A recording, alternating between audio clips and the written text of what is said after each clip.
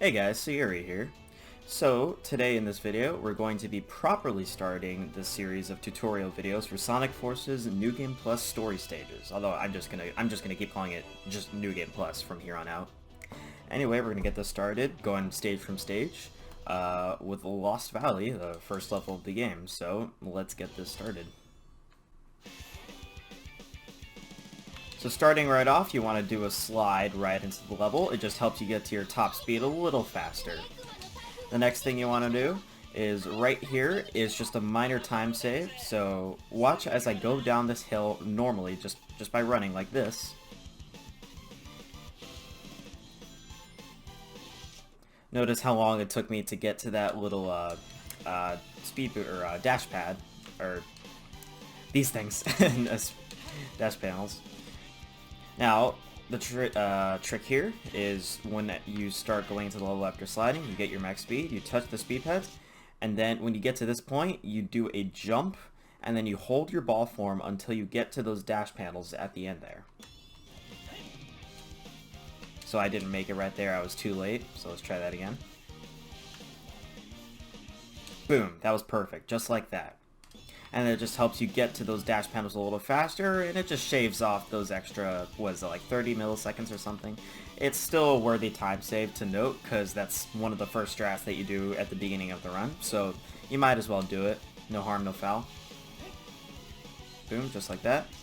So after you do that, the next thing that you want to do is just maintain sliding throughout here. It just maintains the speed that you get from the dash panels, just like I'm doing there. And then when you get to this section with the dash panels again, you see the... I'm going to stop here, actually. Wait.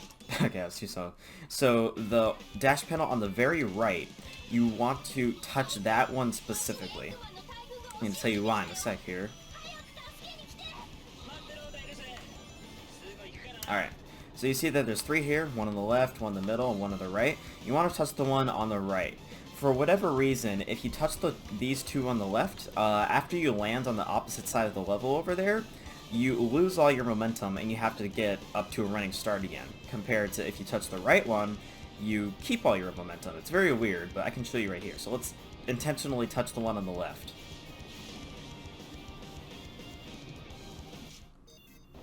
Alright, so I was kind of slow there at the beginning of that section. I wasn't already at max speed. Now compare that to when I touch the one on the right, and you'll see that I start with max speed right away.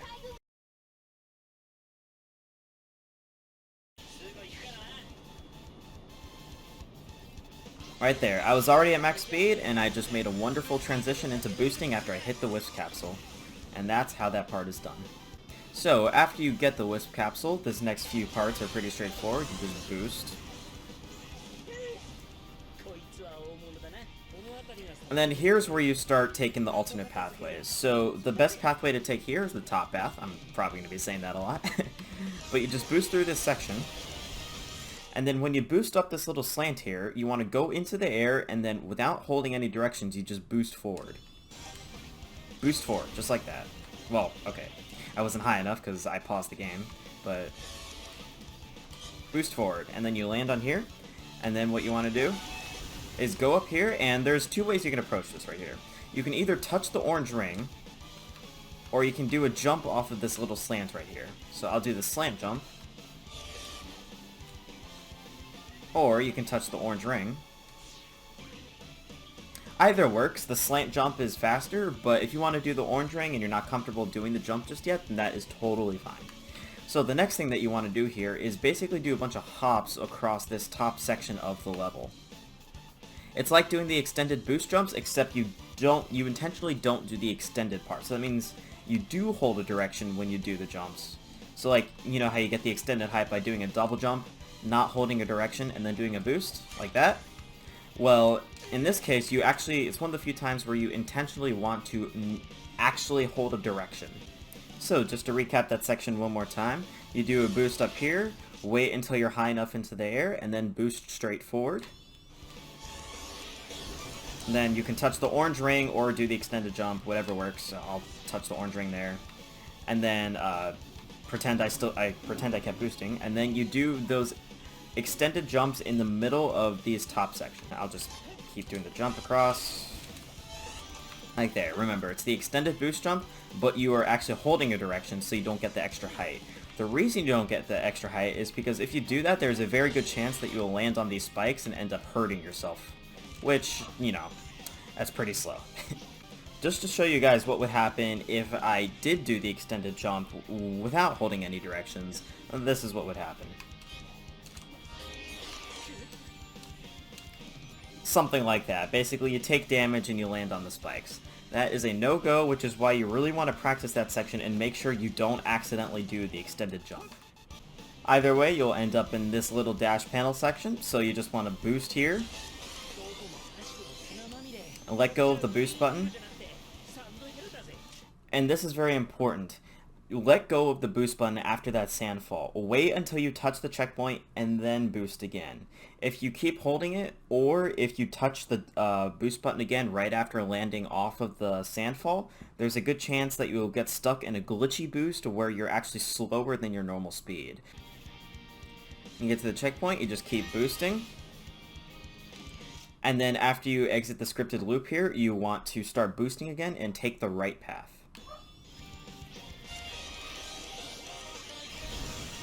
Then when you get to the fork in the road, you want to take the left path on the sandfall. If you're having trouble remembering which path to take, just remember the sandfall, or remember the stupid meme line that everybody makes fun of, the sandhill line. Helps you remember that it's a sandfall that you're looking for. And after you touch the orange ring at the end, you want to press the boost button, and then boost to the goal. And that's Lost Valley. So what I'm going to do now is just do a run through of the stage and just explain as I go. Basically everything that I did.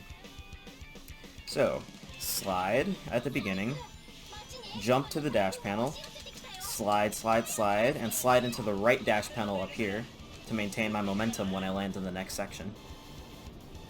Boost as soon as I get the capsule. Jump, jump. Boost, jump.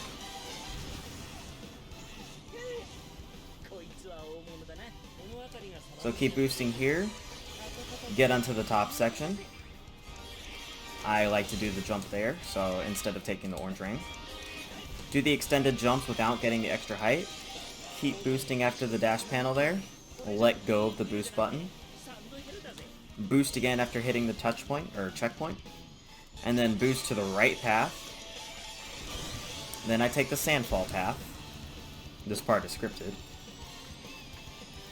And then after I hit the orange ring, I boost again. And there we go. Got a 101.76. That's a pretty okay time. I'm usually more okay with a high 1 minute or a 101.20 something, but that's still really good. I would be totally fine with that in a run. And yeah, that's Lost Valley. So next video we'll be going over Spaceport. As always, if you have any questions or comments, or you want even more clarification about whatever I talked about in this video or any of my future ones, please let me know. Anyway, I'll see you all in the next video.